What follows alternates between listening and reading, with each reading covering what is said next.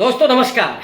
दोपहर के 12 बज चुके हैं और अब रुझान बहुत कुछ स्पष्ट होने जा रहा है। इंडिया अलायंस को लीड मिल रही है और एनडीए के बीच कांटे की टक्कर भी है। लेकिन दोस्तों इस बात का याद रखना होगा कि जो बात मैंने उत्तर प्रदेश के बारे में कही थी वो उत्तर प्रदेश वही करिश्मा करने जा रहा है। पूरे देश की तमाम एजेंसियों को यह अनुमान ही नहीं था कि उत्तर प्रदेश में इंडिया अलायंस 10 सीटें भी जीत सकता है, 20 सीटें भी जीत सकता है। किसी ने 5 सीटें दिखाई तो किसी ने 7 सीटें दिखाई। लेकिन मैं डे वन से यह बात कह रहा था कि उत्तर प्रदेश में इंडिया अलायंस को 50 सीटें मिलने जा रही हैं कम से कम, और उसके वाजिब कारण भी थे। क्यों? उसकी 2-3 बड़े मुद्दे थे। पहला मुद्दा संविधान बचाने का। नरेंद्र मोदी ने जब 400 पार का नारा दिया और उनके तमाम नेताओं ने, अनंत कुमार हेगड़े से लेकर के और लल्लू सिंह तक, ज्योति मृधा राजस्थान की, वहां से लेकर के राम का किरदार निभाने वाले अरुण गोविल तक, इन तमाम लोगों ने ऐलानिया तौर पर कहा कि संविधान बदलने के लिए हमको 400 पार चाहिए। और यहीं से एक बड़ा ब्लंडर हो गया नरेंद्र मोदी से। यह टर्निंग पॉइंट था, पहला टर्निंग पॉइंट, जहां से संविधान की भावना, डॉक्टर अंबेडकर के प्रति जुड़ाव, ये दलितों और आदिवासियों के सीधे कनेक्ट कर गया। और जो उत्तर प्रदेश का 21.5% दलित है वो भारतीय जनता पार्टी को हराने के लिए खड़ा हो गया। सिर्फ जाटव नहीं, नॉन जाटव भी। उत्तर प्रदेश में 21.5% दलित, जिसमें से करीब 11% जाटव है और इतना ही करीब नॉन जाटव है। मायावती ने इस बात को पहले ही समझ लिया था। बहुत सारे लोग मेरे ऊपर यह सवाल उठाते हैं कि जब मैं कहता हूं कि मायावती बेहतरीन रणनीतिकार हैं, और इस चुनाव के पहले ही मैंने इस बात को कह दिया था कि मायावती इस बात को भांप चुकी हैं कि यह चुनाव नरेंद्र मोदी के हाथ से निकल रहा है। लोग नरेंद्र मोदी को रिजेक्ट कर रहे हैं और उसी तरह से उन्होंने प्रत्याशी दिए थे। लेकिन अमित शाह के जरिए जो लोग आरोप लगाते हैं, ईडी का डर दिखा करके मायावती को खामोश किया गया। पहले तो उनको इंडिया अलायंस में नहीं जाने दिया गया, और उसके बाद जब उनके भतीजे आकाश आनंद बहुत अच्छी कैंपेनिंग कर रहे थे उस समय उनको रोक दिया गया, घर बिठा दिया गया। लेकिन उसके पहले ही मायावती कम से कम 10 से 15 सीटों पर ऐसे प्रत्याशी उतार चुकी थी कि जहां भारतीय जनता पार्टी की बाट लगनी ही थी। और दूसरा, जैसे ही आकाश आनंद को मायावती ने हटाया, लोगों को समझ में आ गया कि मायावती पर कोई दबाव है। जो लोग अभी तक भरोसा नहीं करते थे, इंक्लूडिंग मी, जो मुझे लगता था कि मायावती को डराया नहीं जा सकता है, लेकिन वो कौन सा प्रेशर था जो सूत्रों के जरिए खबर मिली कि मायावती को कहा गया कि सुबह, सतीश मिश्रा को कहा गया कि सुबह ईडी के अधिकारी पहुंच जाएंगे, वरना ये प्रत्याशी बदलना है और आकाश आनंद को घर बिठाना है। इसने जो खेल किया वो पूरा जाटव समाज, जो मायावती का वोटर है, उसने बदला लेने के लिए ठान लिया कि उनकी नेता को दबाना, उनकी नेता को प्रताड़ित करना ये कभी बर्दाश्त नहीं होगा। और वो आधा इंडिया अलायंस की तरफ चला गया।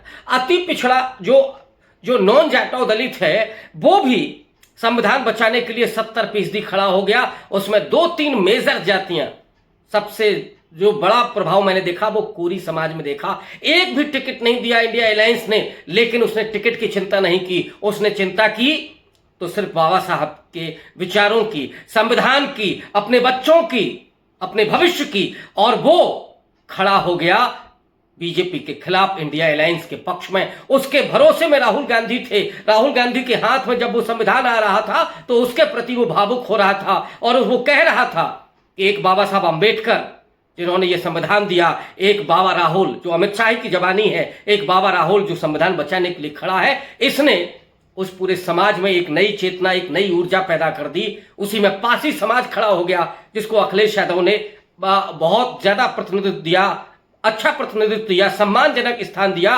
वो खड़ा हो गया। धोबी समाज भी कंप्रोमाइज कर गया संविधान बचाने के लिए, वो भी खड़ा हो गया इंडिया अलायंस के साथ, राहुल गांधी के साथ। इसी तरह से वाल्मीकि समाज का जो पढ़ा लिखा तबका है वो निकला, जो जागरूक तबका है वो निकला। वो समझ गया इस छल छद्म को कि गटर में हमारे लोग मरते रहते हैं, लेकिन नरेंद्र मोदी पैर धो करके हमें चाहते हैं कि हम गटर में ही मरते रहें, गटर में ही हम यही साफ सफाई करते रहें, लेकिन हमारे बच्चों को पक्की नौकरी नहीं मिलेगी, सरकारी नौकरियां नहीं मिलेंगी, हमारे बच्चे कभी डीएम कलेक्टर बनने का सपना नहीं देख सकते।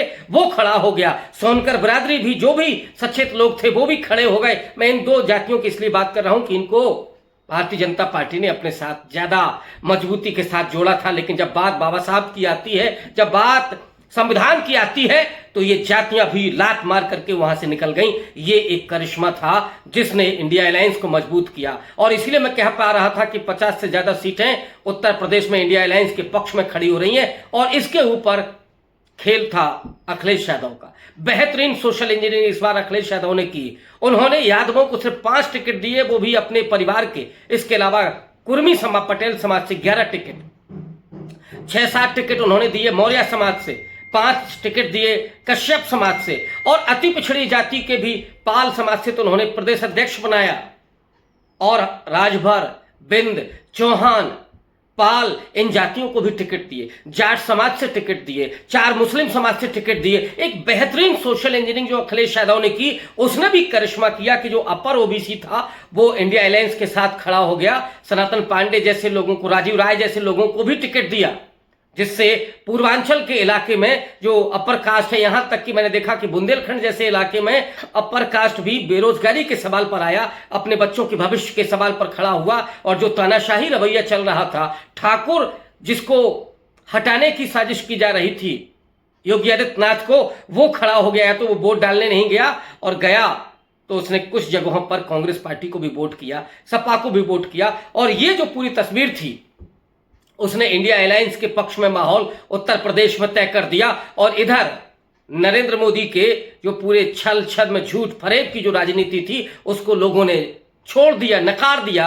और राहुल गांधी के जरिए वो जो मैनिफेस्टो था, वो मैनिफेस्टो भी बड़ा काम कर रहा था कि जिसमें चाहे मनरेगा की 400 रुपए की मजदूरी हो प्रतिदिन, या महिलाओं के खाते में वो 1 लाख रुपया जिनको खटाखट जाना था, ये खटाखट एक ऐसा मुहावरा बन गया जो हर व्यक्ति की जबान पर चला गया, हर व्यक्ति के कानों तक चला गया। और वो महिलाएं घूंघट में ही सही बात कर रही थी कि क्या राहुल गांधी ये सच में 1 लाख रुपया देने वाले हैं।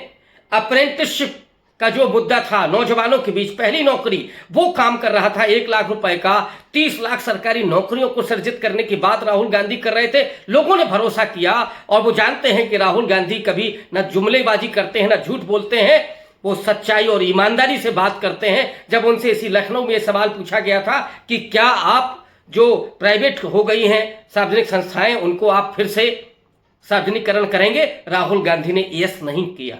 राहुल गांधी ने कहा कि उस पर हम विचार करेंगे, क्योंकि वहां कह देने का मतलब है कि फिर आप विचार नहीं कर सकते, फिर आपको करना है। और ये नरेंद्र मोदी नहीं है जो तत्काल झूठ बोल दें। राहुल गांधी की इस ईमानदारी को सैल्यूट किया लोगों ने।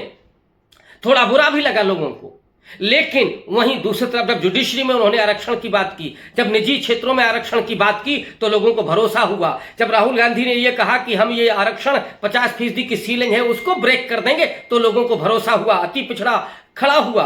कास्ट सेंसस की बात बहुत विश्वसनीय तरीके से राहुल गांधी ने की, तो ओबीसी उनके साथ खड़ा हुआ। और जब वो ये कह रहे थे कि ये आदिवासी इस देश के पहले मालिक हैं, तो देश का आदिवासी राहुल गांधी के साथ खड़ा हुआ। इसीलिए आप छत्तीसगढ़ में देखिए, वहां पे भी कुछ सीटें जीत रही है कांग्रेस पार्टी। झारखंड में देखिए, वहां पे भी कांग्रेस पार्टी को थोड़ी सफलता मिल रही है। लेकिन उत्तर प्रदेश जो कांशीराम का गढ़ रहा है, जहां पर अंबेडकराइट रग रग में बह रहा है आज की तारीख में, और मैं पहले भी कहता रहा हूं कि ये चुनाव हिंदुत्व बनाम अंबेडकरवाद का हो गया। और जो अंबेडकर को मानने वाले लोग, जो संविधान को मानने वाले लोग, जो लोकतंत्र में भरोसा करने वाले लोग, जो तानाशाही को नापसंद करते हैं, वो लोग खड़े हो गए इस सत्ता के खिलाफ, इस तानाशाही के खिलाफ। और जो तमाम यूट्यूबर्स थे, जो तमाम सोशल मीडिया पर लोग थे, बड़ी मेहनत की उन्होंने। सैल्यूट करना होगा उनको कि जो जैसे मुद्दे ला रहे थे, जिस तरह से वो इस सरकार को एक्सपोज कर रहे थे, वो जमीन पर जा रहा था, लोगों के जेहन में जा रहा था। वरना यहां तो धर्म की अफीम थी और व्हाट्सएप यूनिवर्सिटी का वो झूठ था, उससे लोग बचे। ये मेहनत समूचे देश के लोगों की, और इसे मैं समझता हूं कि जनता की जीत है, इंडिया अलायंस की जीत तो है ही। और राहुल गांधी आज सुपर हीरो की तरह बेहद लोकप्रिय व्यक्ति के रूप में नेता के रूप में आज उभरे हैं। और मैं उनको राहुल बाबा कह करके, जो बाबा साहब अंबेडकर का संविधान बचाने के लिए, इसी को कहते हुए मैं उनको सैल्यूट करता हूं। शुक्रिया, धन्यवाद।